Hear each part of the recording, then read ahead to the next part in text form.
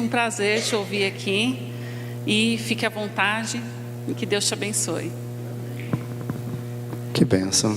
Graças a Deus, irmãos. Os irmãos estão bem? Acho que todo o frio já foi embora, né? Graças a Deus. Estamos muito felizes por mais essa oportunidade. Quero te convidar a abrir lá em Timóteo, primeira carta de Paulo a Timóteo.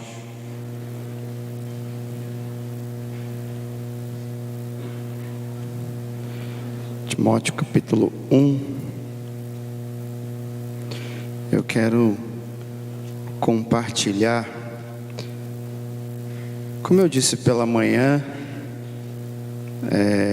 na minha apresentação, sou mineiro, graças a Deus por isso, melhor estado. Em Minas a gente tinha muito, na minha infância era muito comum fazer conservas, né? Trabalhava com muitas conservas. Carne naquela época não era algo como hoje, né? Que você vai ali rapidinho comprar uma mistura.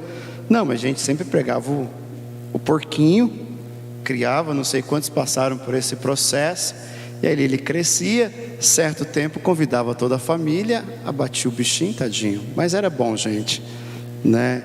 E ali a gente precisava colocar em latas para conservar, até de acordo com como fosse usando, de acordo com como fosse fazendo, e tantas outras coisas que era muito comum, né? Não é como aqui que alguma fruta a gente vai no sacolão e compra. Lá não, lá sempre é na época. Estou indo para lá agora no próximo mês, já estou tentando descobrir o que tem de bom para a gente ter lá, mas esse mês é mais difícil, né? Mês de frio, então as plantações não estão muito boas.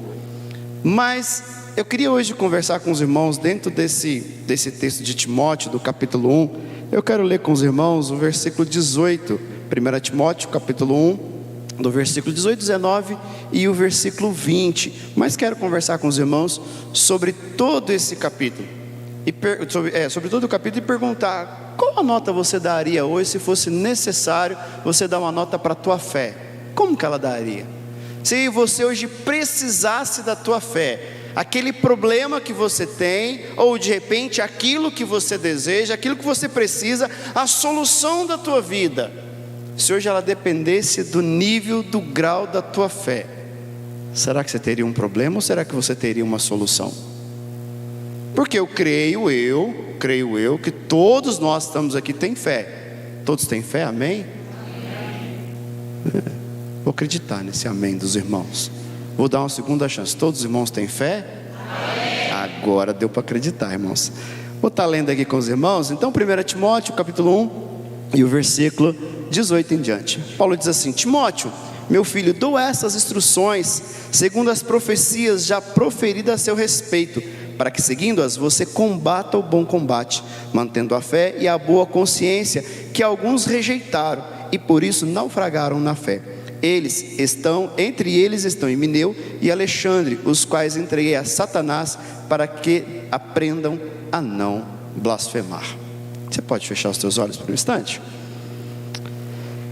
Somos muito gratos, Pai, muito, muito gratos por termos o Senhor, por termos a Tua presença em nossas vidas, por saber que o Senhor cuida das nossas vidas. Se nós estamos aqui hoje, ó Pai, é pela Tua graça, pelo Teu infinito amor. Nesse instante eu peço a Ti, ó Pai, nos ajuda a entender o Teu querer e a Tua vontade, nos ajuda realmente a compreender aquilo que o Senhor tem para as nossas vidas, que possamos, ó Pai, sair daqui com aquilo que o Senhor preparou para os nossos corações, que possamos sair, se necessário for, desafiados, incentivados, admoestados, segundo o Teu querer e a Tua vontade. É que eu oro, meu Pai, no nome de Jesus, amém. Deixa eu ver as horas ali, para não se perder muito aqui. Timóteo, como inicia o texto, ele inicia falando ali no versículo 2, chamando Timóteo do seu verdadeiro filho na fé. Obrigado, meu pastor. E é interessante que nesse capítulo 1, Paulo faz uma jogada, porque ele inicia chamando Timóteo de meu verdadeiro. Você pode pegar, de repente, eu andei passeando, na maioria das traduções, não vou arriscar dizer em todas, para não correr o risco, mas eu olhei em umas 5 versões diferentes, e a gente sabe que versões, algumas situações, algumas coisas mudam, Mas em todas as versões que eu busquei, todas elas têm essa mesma frase: Timóteo, meu verdadeiro filho na fé. Meu verdadeiro filho na fé. E ele termina esse capítulo dizendo a Timóteo: olha, alguns naufragaram na fé. E que condições você está hoje? De um verdadeiro filho ou daquele que de repente está vivendo um naufrágio na sua vida? Como que está? Como que nós estamos? Porque nós temos fé. Nós não temos dificuldade. Se você está aqui hoje à noite pela primeira vez, ou de repente não está aqui, mas de alguma forma pode nos ouvir, e parou para ouvir, parou para adorar esse tempo, quem está em casa tem fé para ouvir ao Senhor e para buscar do Senhor.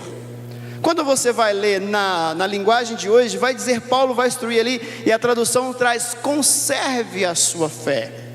Conserve a sua fé. Na NVI, Timóteo vai dizer assim, deixa eu só procurar o versículo aqui: Timóteo, meu filho, doa esses tronos segundo as profecias já proferidas a seu respeito, para que a seguindo você combata um bom combate. Versículo 19: mantendo a fé e a boa consciência. Na linguagem de hoje diz: conserve a sua fé. Se nós temos fé, se algo que nós temos é igual, não sei quantos irmãos ou irmãs gostam de plantas, e não dá simplesmente para deixar a bichinha lá e achar que as coisas vão acontecer.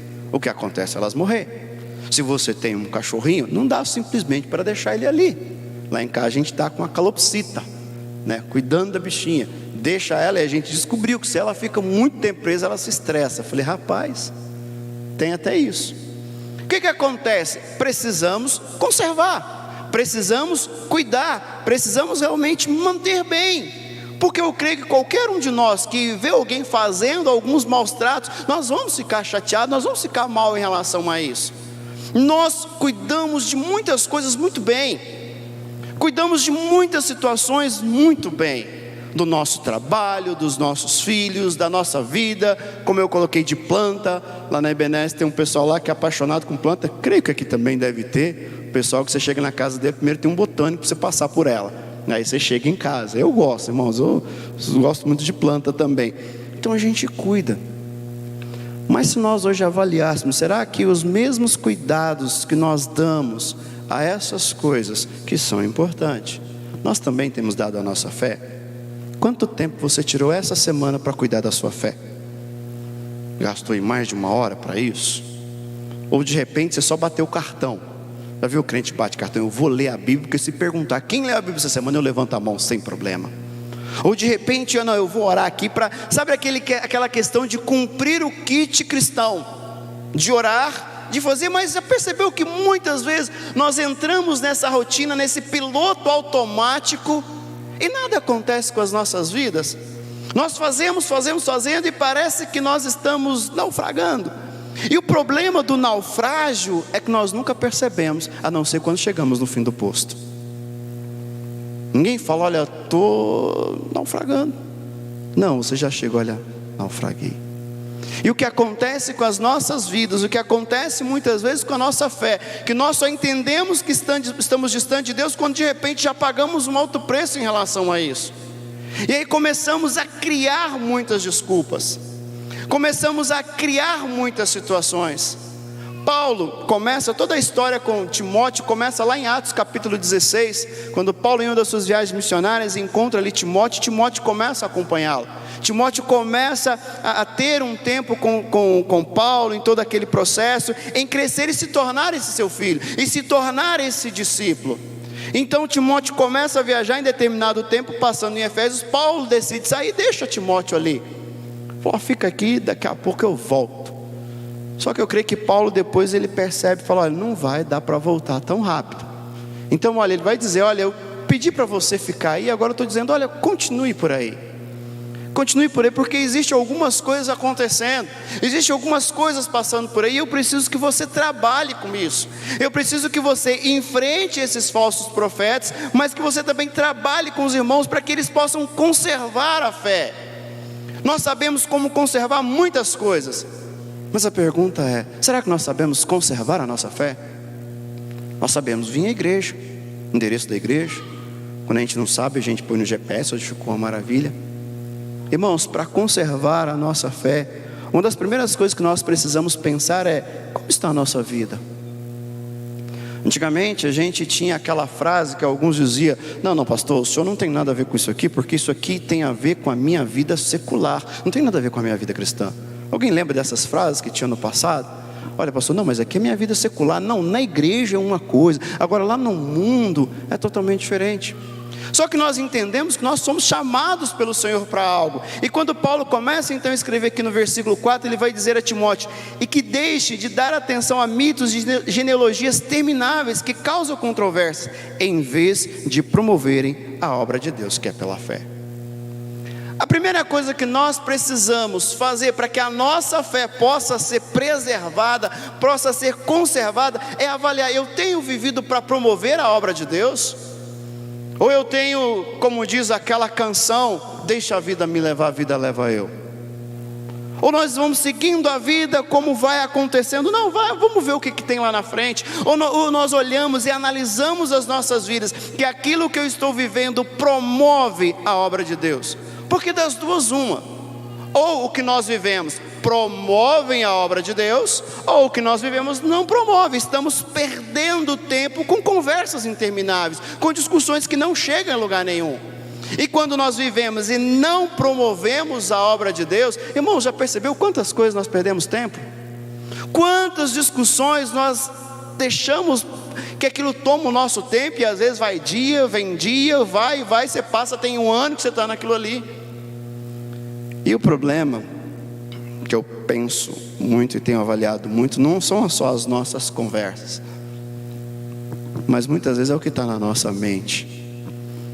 Já parou para pensar o quanto nós mesmos nos sabotamos?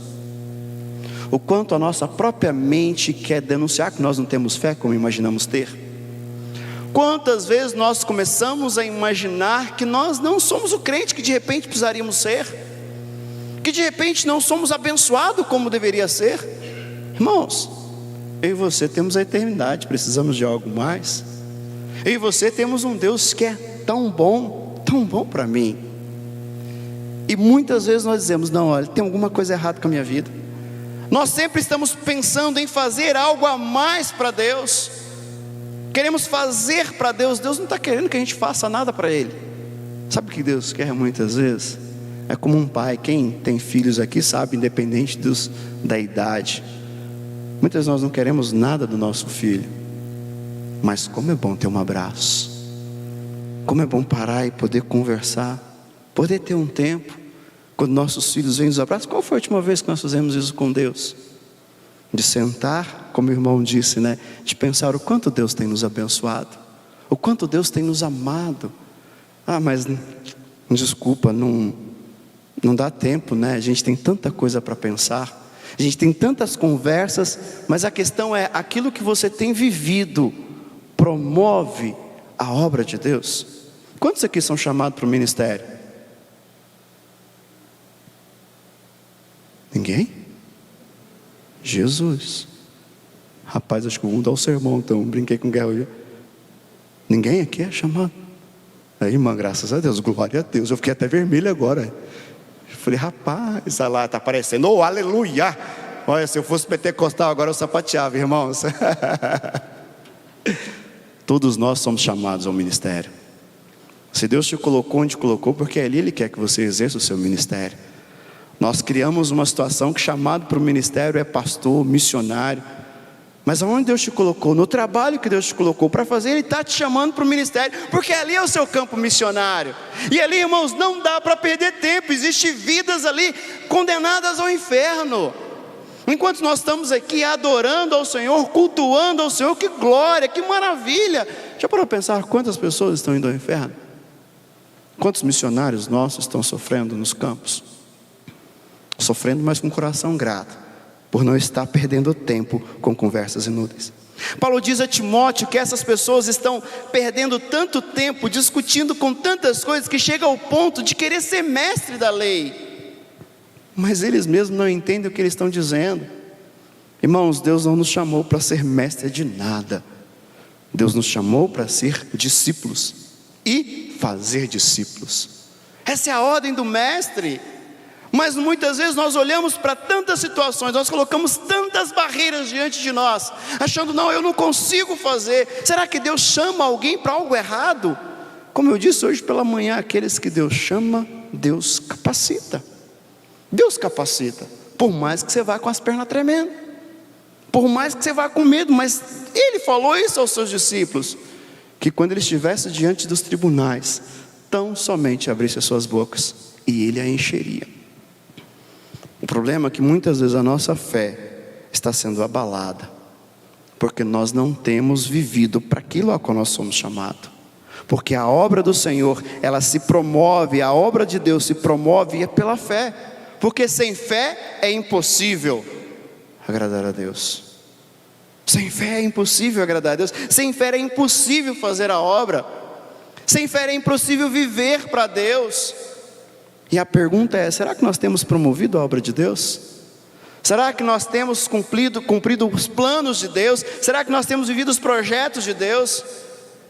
Irmãos, Paulo vai dizer também em uma das suas cartas, ele diz, não vivo mais eu. Quem vivia em Paulo? Quem vivia na vida dele? Então ele está dizendo, olha, agora a obra, agora os projetos, agora os sonhos não são mais meus, porque eu morri.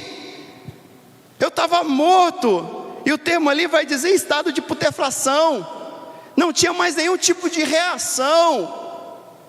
E Paulo está dizendo, olha, eu estava assim, Ele veio e me deu vida, e não vida agora, fala assim, filhão, eu te dei vida agora, segue o seu caminho. Não, mas deu vida, para que Ele promova a obra do Senhor, para que Ele cumpra o ministério. Eu e você temos uma responsabilidade, e o Senhor nos capacitou para isso. Só que muitas vezes nós temos perdidos com tudo isso que tem acontecido. A pandemia parece que abriu, já existia, né? Mas a pandemia abriu um leque dessa questão virtual que é absurda hoje. E nós estamos ali com tantas coisas para fazer. Esse dia eu parei um pouquinho para pensar o quantos cursos grátis o YouTube hoje oferece. Rapaz, acho que você ficasse um ano inteiro você não conseguir cumprir todos. É muitos. E todos deles a gente precisa, já viu? Eu estava olhando e falei, rapaz, eu acho que eu preciso desse negócio. Aí passou, esse também é importante. Puxa, esse aqui, ó, falando de temperamentos, puxa, é legal. Mas de finanças também. Esse de coach, acho que... Eu falei, rapaz, quando você vai olhar... Aí eu falo, não, peraí. Tudo isso é importante, mas existe algo que é essencial. E aquilo que você fez essa semana, ajudou você a crescer na fé? Ou tem feito o seu barquinho? Porque Paulo usa essa expressão de barco, que era algo muito normal. Ou está te afundando a cada dia mais? É você pensar no que você tem promovido. Como você tem promovido? Senão algo está falhando, algo está errado.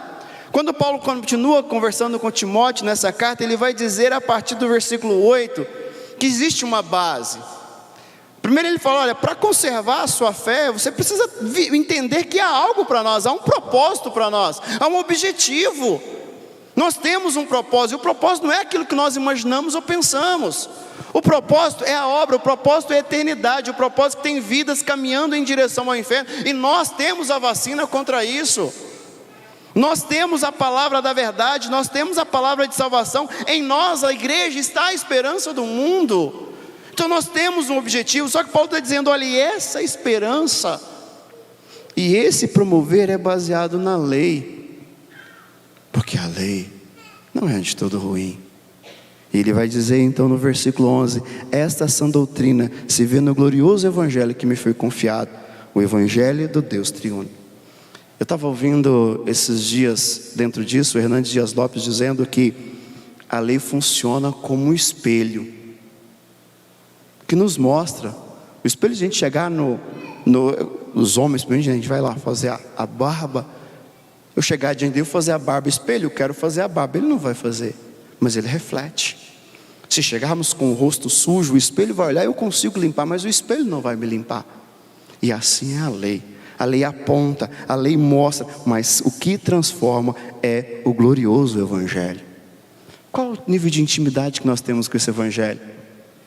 Acho que nunca no mundo existiu tanta facilidade de chegar à Bíblia hoje. Hoje cheguei aqui, o pastor Claudemir estava dando aula e já ofereceu aí alguns, não sei se podia falar agora, já foi, né? Agora termina. Alguns livros, algumas situações, falando de recursos para que a gente possa crescer, de recursos que nós possamos realmente entender esse evangelho e realmente basear toda a nossa vida nele.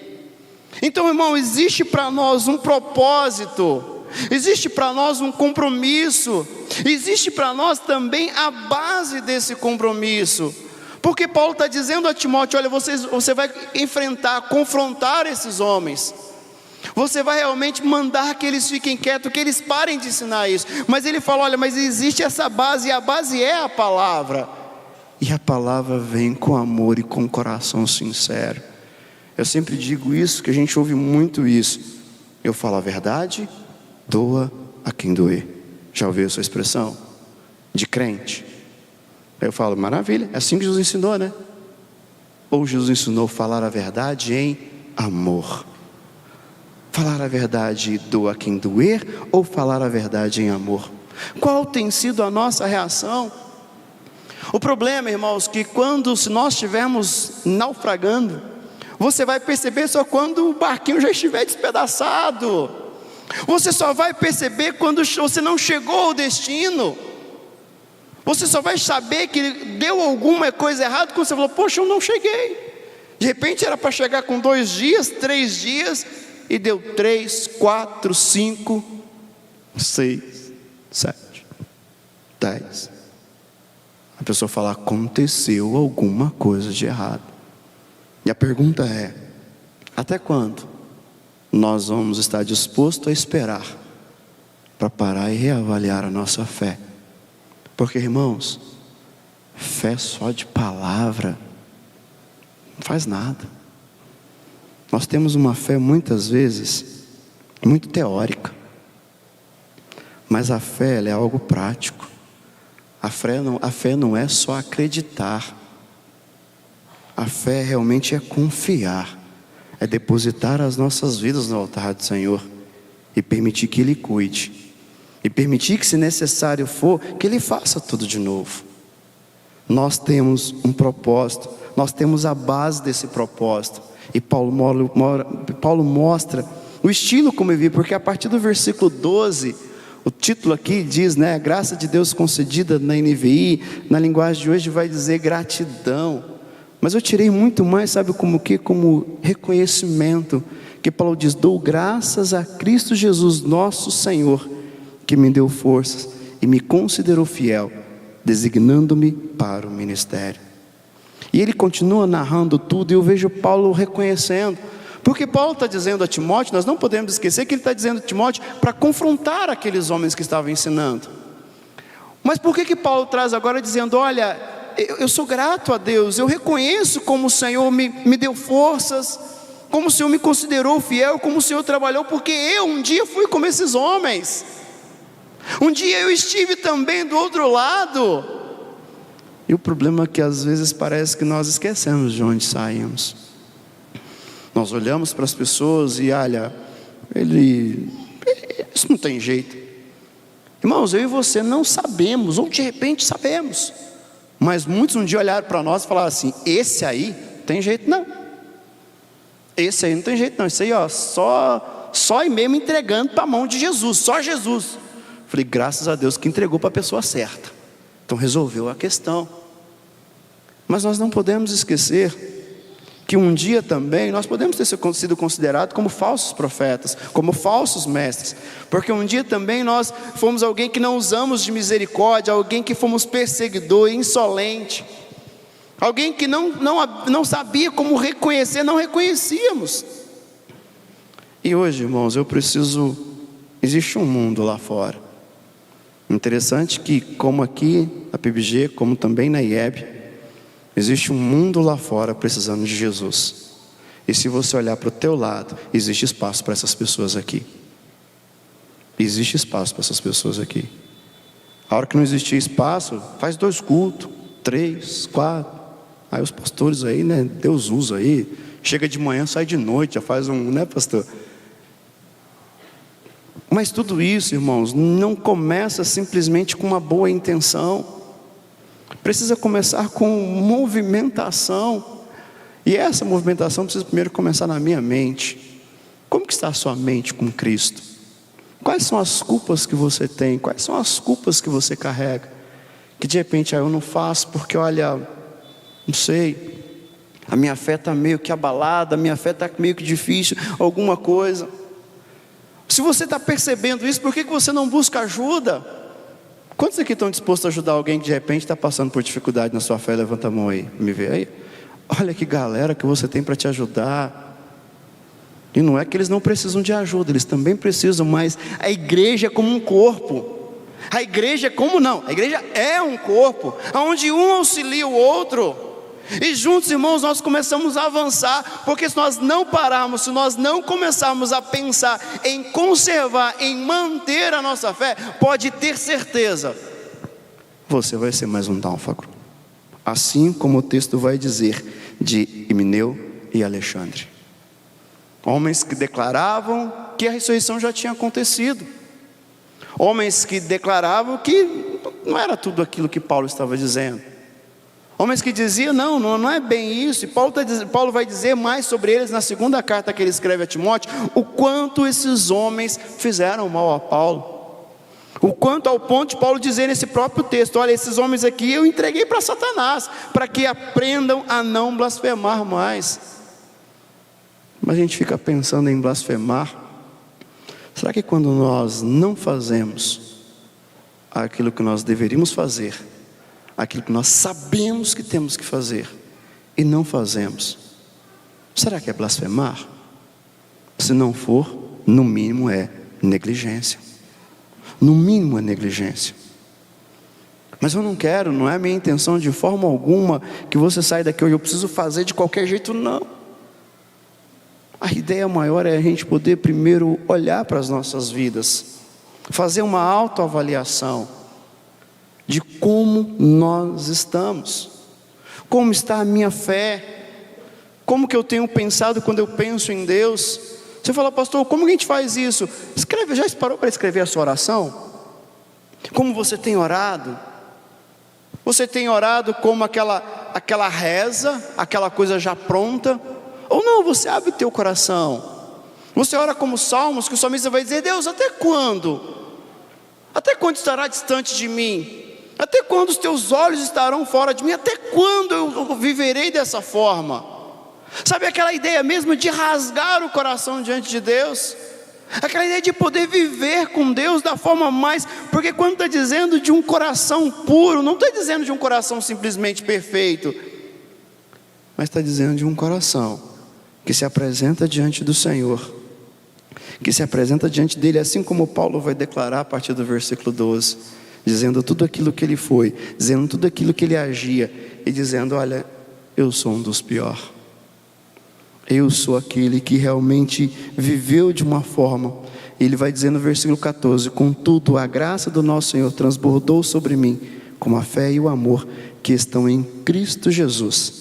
15, esta afirmação é fiel e digna de toda aceitação. Cristo Jesus veio ao mundo para salvar os pecadores, dos quais eu sou o pior. Se fosse para você avaliar a tua fé hoje, ela está mais nas condições de um verdadeiro filho da fé, de alguém que está crescendo na fé, de quem está desenvolvendo na fé, ou você está à beira mais de caminhando para um precipício, caminhando para um precipício de qual a Bíblia já não faz mais tanta diferença. Eu não li a Bíblia essa semana, tranquilo, não fez diferença. Sabe quando você não lê a Bíblia e não faz diferença? Alguma coisa está errada. Quando nós não oramos e não deu, né? Deus entende. Eu falei, Deus entende, mas quem paga o preço por isso somos nós. Como está a sua fé? Se você precisasse dela hoje, como seria? E a maravilha, irmãos, é que nós podemos contar com Deus misericordioso, que nos dá instruções e que nos dá a opção, a oportunidade de confessar a nossa vida diante dele. Eu gostaria nesse instante de te convidar a fechar os teus olhos mais uma vez. se assim for possível. E gostaria de convidar você a avaliar isso. Como está a sua vida com o Senhor? Como está a sua vida com Deus? Será que hoje de repente você não precisa de alguém que possa segurar a tua mão e dizer: vamos, eu vou estar com você? Será também que você não conhece alguém, você não sabe de alguém que está assim, mas você de repente prefere: olha, vamos deixar para ver o que acontece? Será que hoje o importante não seria você ir lá e falar: olha, eu quero caminhar contigo, eu quero estar com você, vamos juntos crescer na fé? Foi assim que Paulo começou a fazer com Timóteo lá em Listra. Pegou ele e começou a caminhar, começou realmente a estar com ele, a levar ele a crescer na fé a cada dia. Irmãos, somos igreja. Não podemos ver um irmão de repente indo para o naufrágio da sua fé. Isso não moveu os nossos corações. Será que você está disposto a ajudar alguém a conservar a sua fé? Ou será que você que precisa? De repente você está numa situação de que o tempo de oração não é mais como antes. Ler a Bíblia parece que não é mais atrativo como antes. Eu gostaria de convidar você a pensar nisso. Senhor, eu quero colocar os meus irmãos diante de Ti. Colocar cada vida, Deus, no Teu altar de graça, pedindo a Ti da Tua presença, pedindo a Ti, Deus querido, da Tua graça. Assim como Timóteo, Pai, viveu tantas situações ali em Éfeso, uma cidade tão idólatra, uma cidade passando por tantas situações. Muitos dos meus irmãos que aqui estão, Senhor, têm sido bombardeado, tem sido, meu Deus, bombardeado com tantas informações, com tantas negatividades, com tantas situações que tem, ó Deus, vindo com que o coração tem ficado amargurado. Muitos deles, ó Deus, até mesmo dentro do seu próprio lar. Quantas palavras de afrontas, quantas palavras, ó Pai, de destruição. Isso, meu Deus, tem minado a vida dos meus irmãos. Isso tem, ó Deus, enfraquecido a vida dos meus irmãos. Muitos deles, Deus, às vezes permanecem em silêncio, achando que tudo isso vai passar. Senhor, mas muitas vezes chega a hora de mandar um SOS, de gritar, de pedir ajuda, porque não está fácil. São tantas situações, às vezes do casamento, do trabalho, do relacionamento familiar, com os filhos, com os pais, tantas situações. E muitos, ó Pai, têm preferido ficar calado.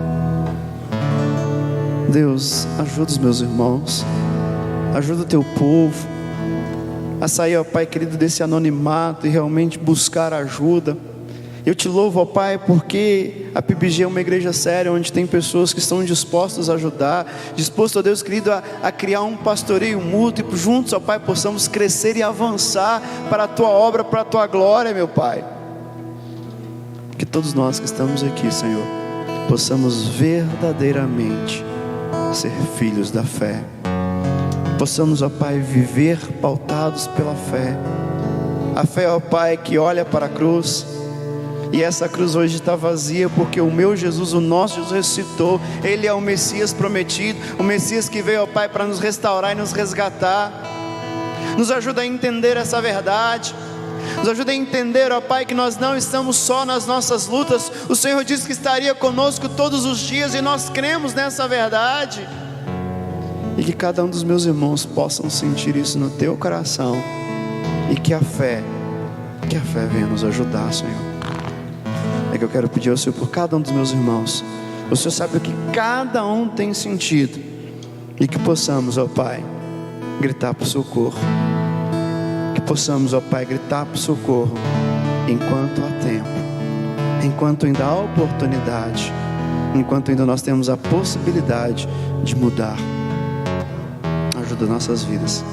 É o que eu oro nessa noite, Deus, gratos por tudo que o Senhor tem feito, no nome santo e poderoso do Senhor Jesus. Bem, meus irmãos, Deus abençoe a todos. Sempre um prazer estar com os irmãos e poder juntos